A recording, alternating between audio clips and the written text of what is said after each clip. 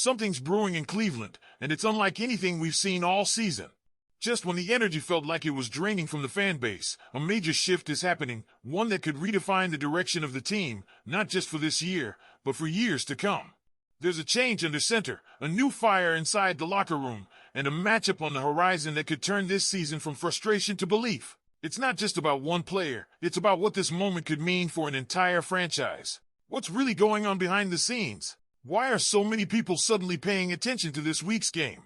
Let's get into it. But first, click the like button and tell me, how long have you been a Browns fan? We have fans of all ages here, and that's amazing. The Cleveland Browns are entering Week 12 with a sudden surge of optimism, thanks to not one, but three major developments that are already making waves across the NFL landscape. The biggest headline? Shedeur Sanders is set to make his first career NFL start this Sunday against the Las Vegas Raiders. That's right. The former Colorado star and son of Deion Sanders will be QB1 for the Browns, barring any last-minute surprises. This move comes as Dillon Gabriel remains in concussion protocol, and with Deshaun Watson's practice window staying shut for now, the timing couldn't be more dramatic or, perhaps, more perfect. This will mark the Browns' 42nd different starting quarterback since 1999. But there's something undeniably different this time. There's electricity in the air, a spark of hope that's been sorely missing in Cleveland. When Sanders first stepped onto the field in relief against the Ravens, the energy in the stadium shifted. The crowd roared with something we haven't heard in a while, genuine excitement. The moment wasn't just a quarterback substitution, it felt like a cultural reset.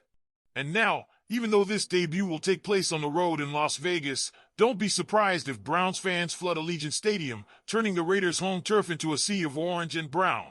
This isn't just a game, it's an event. Shedeur brings more than just hype. He brings accountability, leadership, and the kind of winning mindset Cleveland has long craved. He doesn't like losing. He's reportedly been vocal in the locker room, pushing teammates to elevate their performance and demanding excellence. That kind of fire can ignite a whole roster. And this week, for the first time, he'll get all the starter reps in practice, something he didn't have before being thrown into the fire mid-game against Baltimore. That game? Yeah, his numbers were rough. No sugarcoating it. But context matters. He was running Dillon Gabriel's game plan with 0 reps with the first team. Even still, you saw flashes, some solid throws, some mobility, and signs that he has real potential once the game slows down and the playbook fits his style. This time around, he gets a full week of preparation, and more importantly, a game plan tailored to his strengths. Tommy Rees will be calling the plays, not Kevin Stefanski, which should bode well for Shedeur. Rees, a young offensive coordinator with recent college football experience, knows how to scheme around quarterbacks like Sanders. This could be a duo that develops fast chemistry and finally injects some life into a Cleveland offense that's been sputtering all season. And let's talk matchup, because this couldn't be better timed. The Las Vegas Raiders are a mess. Coming off a humiliating loss on Monday Night Football, their offensive line is in shambles, and their overall play has been among the worst in the league. That gives Shedeur the ideal opportunity to ease into his role. It's a winnable game against a dysfunctional opponent, and if he can settle in quickly, we could be looking at a game that resets the entire tone of the Browns season. On the other side of the ball, things look even more promising. The Browns defense, led by a historic season from Myles Garrett, is currently rated by Pro Football Focus as the best defensive line unit in the NFL. Garrett is on another planet this year, 15 sacks in 11 weeks, including 4 against Lamar Jackson last game alone. He's now the first player in NFL history to record 12 or more sacks in 6 consecutive seasons. Let that sink in. 6 straight seasons. He's not just a franchise cornerstone, he's entering legendary territory. And against a Raiders offensive line that might be worse than Cleveland's, yes, that's possible, this defense should feast. Garrett, Mason Graham, Malik Collins, Mike Hall Jr., Cam Thomas, Isaiah McGuire, it's a loaded unit, and they've been bringing pressure nonstop. So while all eyes will understandably be on Shedeur Sanders making his first start, don't overlook the fact that this Browns defense might be the key to flipping this entire season around. They've already shown they can shut down top-tier quarterbacks. They rattled Lamar. Now, going against Geno Smith and a crumbling Raiders offense, there's every reason to believe they can dominate once again and give Shedeur short fields and manageable situations. The team is deep on that defensive front, even without Alex Wright, and the rotation has been relentless. If you're a Browns fan, this is the kind of matchup you've been dreaming of, because it sets the stage for not just a win, but a statement. A young quarterback getting his chance. A dominant defense continuing to assert its will. And an opponent that's ripe for the taking. But let's not forget the other storyline simmering in the background, Deshaun Watson. According to league sources, the Browns have opted not to open Watson's practice window this week. That decision delays any possible return and avoids controversy, for now. However, the Browns will eventually face a pivotal decision. If the doctors medically clear Watson, the team must open a 21-day practice window, during which they must choose to either activate him to the roster or place him on season-ending IR. And yes, there are significant contract implications. If Watson is deemed healthy and still not played, the organization could face financial pressure to honor every cent of that massive contract. There may even be involvement from insurance carriers. It's a mess waiting to unfold. But until that window opens, it's all about Shedeur. So here we are, fresh hope, fresh headlines, and maybe, finally, a future quarterback worth building around. But what do you think, Browns fans? Are you fired up about Shedeur Sanders getting the start this Sunday? Let me know in the comments. And now with the stage fully set, the real question becomes, what can Shedeur Sanders do with this opportunity? He's stepping into a high-pressure situation, but ironically, it might actually be less about pressure and more about potential. The Browns have reached a point in their season where they're not just looking for a spark, they're desperate for it. And Sanders, with all his pedigree, personality, and playmaking instincts, has a real shot to deliver something this fan base hasn't seen in a long time, a glimpse of sustainable hope at quarterback. The buzz around Shedeur isn't just coming from inside Cleveland either.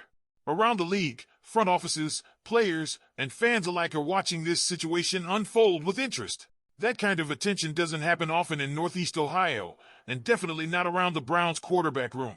But Shedeur changes that.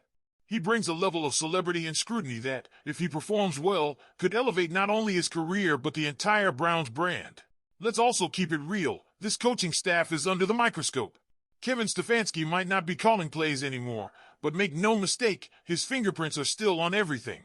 And if this week's preparation doesn't give Shedeur every opportunity to succeed, it'll reflect poorly on him. That's why Tommy Rees' involvement is so crucial. Rees, being not far removed from the college scene, knows what works for quarterbacks like Shedeur.